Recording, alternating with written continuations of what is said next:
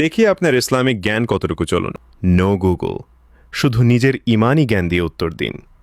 প্রশ্ন ১, হজরত মুহাম্মদ সাল্লাল্লাহু আলাইহি ওয়াসাল্লামের কতজন সন্তান ছিল?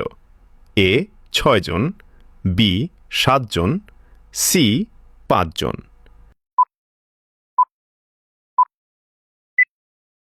সঠিক উত্তরটি হবে অপশন বি ৭ জন। প্রশ্ন ২, হজরত মুহাম্মদ সাল্লাল্লাহু আলাইহি ওয়াসাল্লাম কোন বারে জন্মগ্রহণ করেন?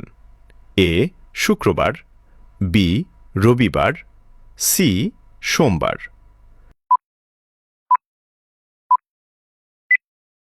সঠিক উত্তরটি হবে অপশন সি সোমবার। প্রশ্ন ৩, কুরআন মাজিদ কোন মাসে অবতীর্ণ হয়েছিল? এ মুহররম, বি রমজান, সি রজব। সঠিক উত্তরটি হবে অপশন বি রমজান। প্রশ্ন ৪, নবী মুহাম্মদ সাল্লাল্লাহু আলাইহি ওয়াসাল্লামের প্রিয় পানীয় কি ছিল? এ দুধ, বি মধু, সি পানি।